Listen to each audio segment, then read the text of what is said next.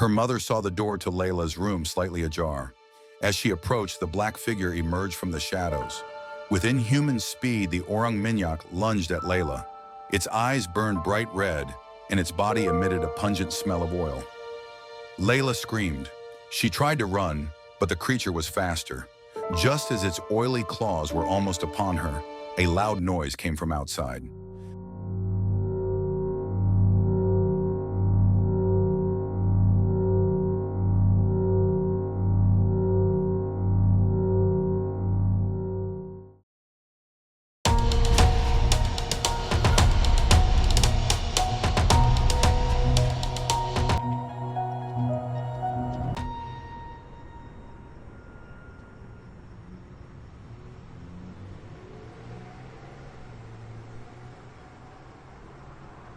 Malaysia, like many countries in Southeast Asia, has a rich heritage of beliefs in the supernatural.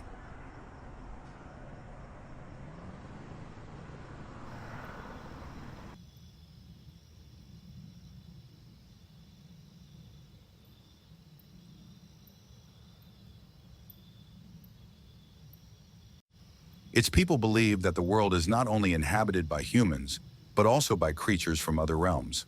From the Pontianak ghost to the Jembaleng, stories of the supernatural have become part of everyday life, passed down from generation to generation.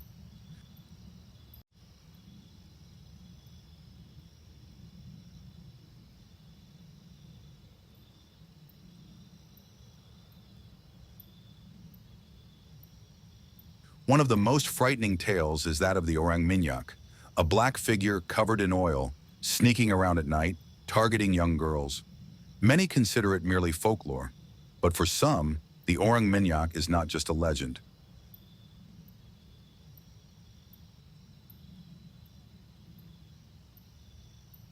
In 1998, a terrifying incident in a remote village shocked its residents and proved that some legends have a far more tangible basis than imagined.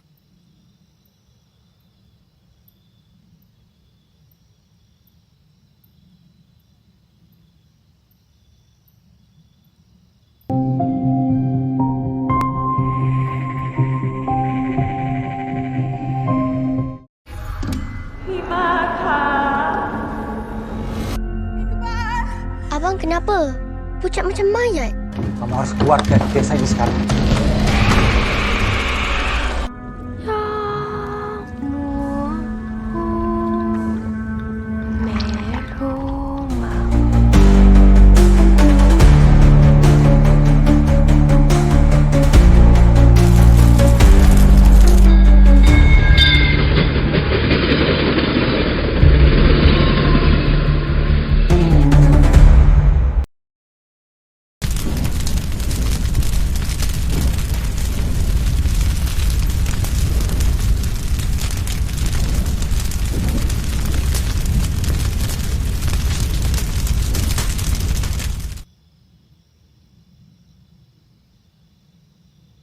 Kampung Semangat is a small, peaceful village where the locals still uphold ancient traditions and beliefs. In this village, a young girl named Layla had just returned from the city after completing her education. However, the village's atmosphere changed to one of dread after several villagers reported strange occurrences. At night, they heard footsteps on the roof, saw a shadowy figure quickly cross the backyard, and most chilling of all, some young women in the village reported feeling as if they were being watched while they slept. One night, Layla, who stayed with her mother, heard a strange noise from outside their house. It sounded like someone was walking on the roof. She strained her ears, holding her breath. The footsteps got closer, and suddenly something fell to the ground. Layla's bedroom window trembled. With trembling hands, she peeked outside.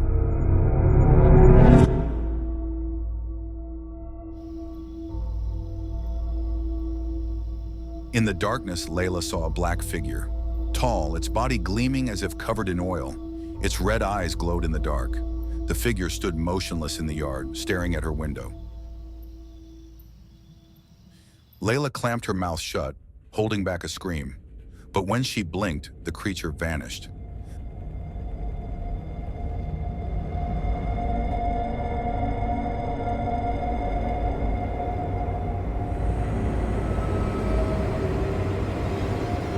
next day, the village was in turmoil. A girl named Sidi was found unconscious in her room. Her door was locked from the inside, but oily handprints were left on the walls of her room.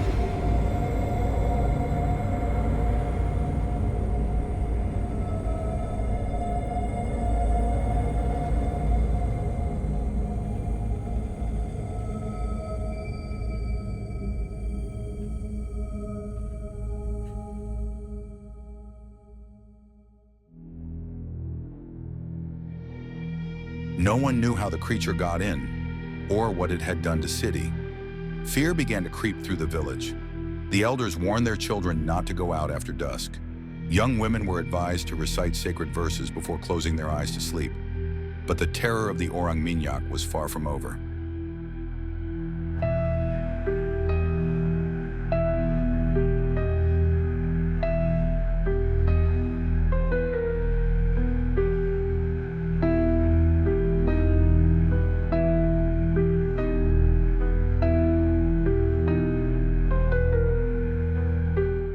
Pa Hassan, an old shaman in the village, warned that the Orang Minyak was no mere legend. This creature used to be human, a man who learned dark magic to gain power.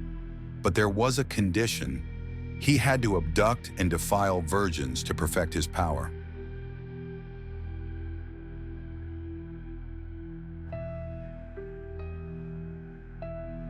Layla felt a chill. If that was true, it meant she and the other young women in the village were in danger. That night, the village youth kept watch. Armed with machetes, they spread out around the village.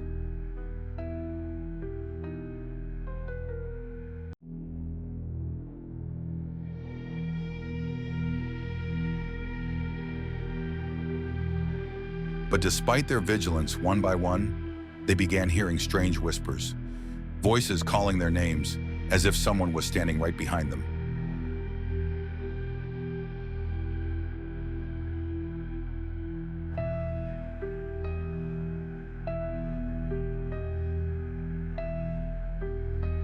In the early hours of the morning, a scream echoed from Layla's house.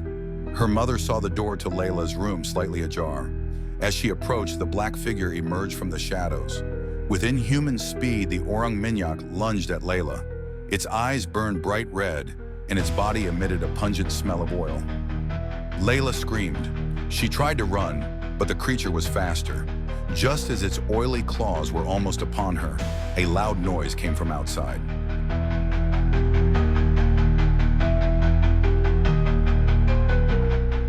Pak Hassan appeared with a bottle of holy water.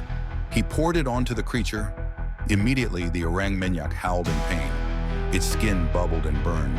It vanished in a cloud of black smoke, leaving behind the smell of burning oil in the air.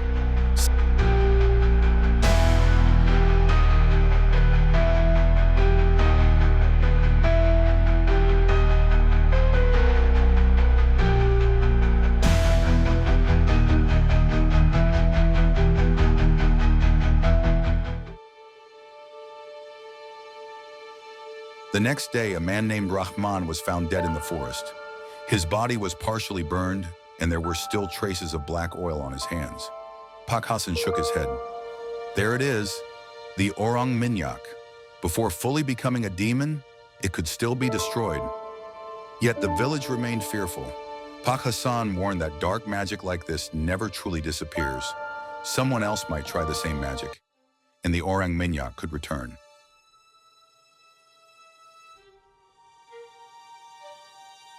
A few nights after the incident, a woman in the village woke up to the sound of footsteps on her roof. She held her breath, hoping it was just a branch falling or a bird. But when she looked out the window, under the moonlight, there were oily footprints on the ground.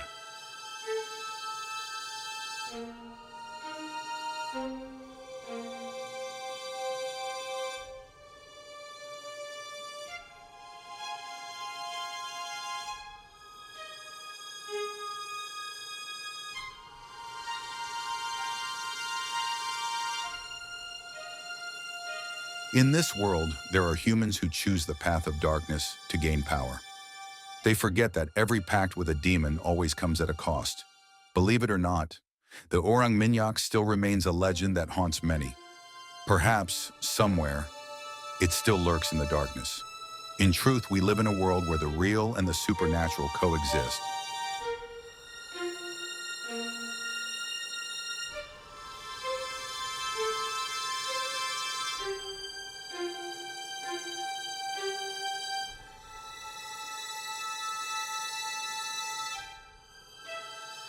You may believe it or not, but Southeast Asian nightmares will continue to tell these stories for you.